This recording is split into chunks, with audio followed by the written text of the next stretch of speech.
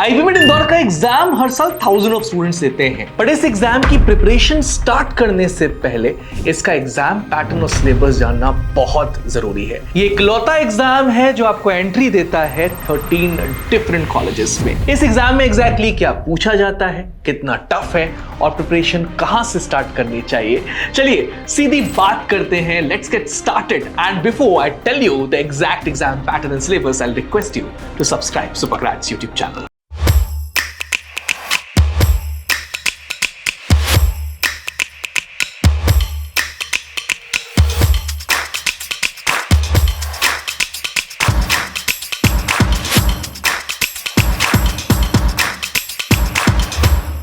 आईपीएमएट इंदौर के पेपर में 3 सेक्शंस होते हैं। क्वांटिटेटिव एबिलिटी या मैथमेटिक्स को 2 सेक्शंस में तोड़ा गया है, short answer and quantitative ability multiple choice questions. इसके साथ साथ इंग्लिश एक सेक्शन अलग बनता है जिसे वर्बल एबिलिटी कहा जाता है और ये भी एक मल्टीपल चॉइस क्वेश्चन का सेक्शन है।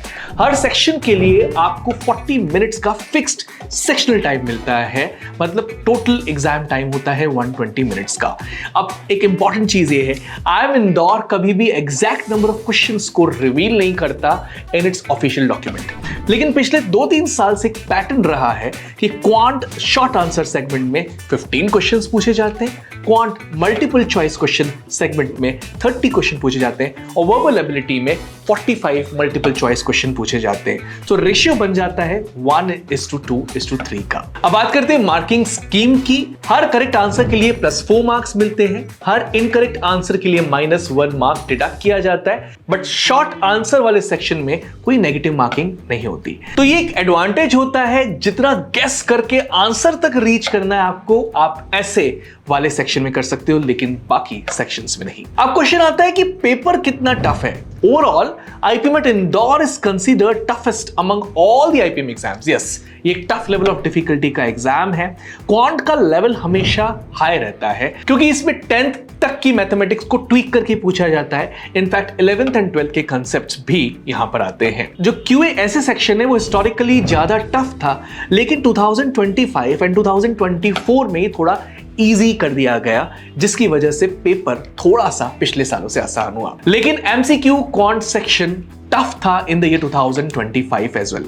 वर्बल एबिलिटी को अगर कंपेयर किया जाए क्वांट से तो वो थोड़ा मैनेजेबल होता है और उसमें आप ज्यादा स्कोर कर सकते हो when you compare it with quant. अब सबसे important part, syllabus. Aptitude based exams का कभी भी एक फिक्स्ड डिफाइंड सिलेबस नहीं होता, लेकिन ट्रेंड से पता लग जाता है कि क्या क्या पूछा जा सकता है। क्वांट सेक्शन के लिए मेजर टॉपिक्स आप सबके स्क्रीन पे आपको दिख रहे हैं।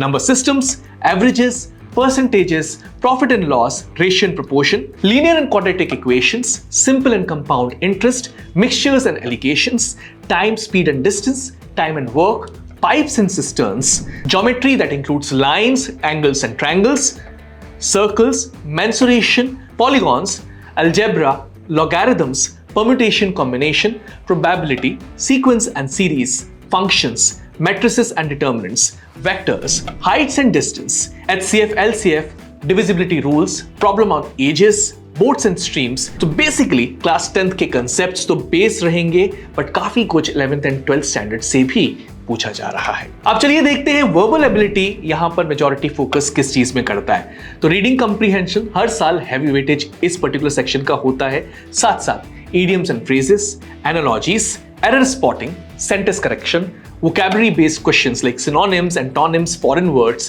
direct and indirect speech, parajumbles, tenses, prepositions, conjunctions, subject verb agreement, parallelism, logical consistency। अगर इन शॉर्ट में समझा जाए तो आपकी ग्रामर, vocabulary और comprehension skills ये सब इस पर्टिकुलर एग्जाम में टेस्ट होती है।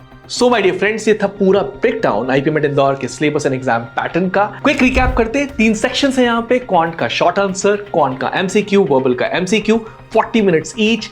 Ratio of questions that is asked is 15 question in essay, 30 questions in MCQ and 45 in verbal ability. Negative marking हर जगह except ऐसे सेक्शन। क्वांट का लेवल हाई, वर्बल का मॉडरेट। और हाँ, प्रिपरेशन के लिए एक गोल्डन मंत्र मैं आपको और देता हूं, कंसेप्ट्स को क्लियर करो, मैक्सिमम प्रैक्टिस करो, एडवांस लेवल तक अपने आप को पुश करो। अगर आप ये 3 स्टेप्स फॉलो करते हैं तो बिलीव मी, आईपीमेट इंदौर क्लियर करना पॉसिबल है। और न सिर्फ आईपीमेट इंदौर क्लियर करना पॉसिबल है, आप सीधा आईआईएम इंदौर तक दस्तक दे सकते हो। So this was all about IPMAT Indore exam pattern and syllabus in this particular session. What is your need in next session, मुझे कमेंट सेक्शन में जरूर बताना। Subscribe Supergrads YouTube channel and hit the like button as well. Thank you, thanks a lot.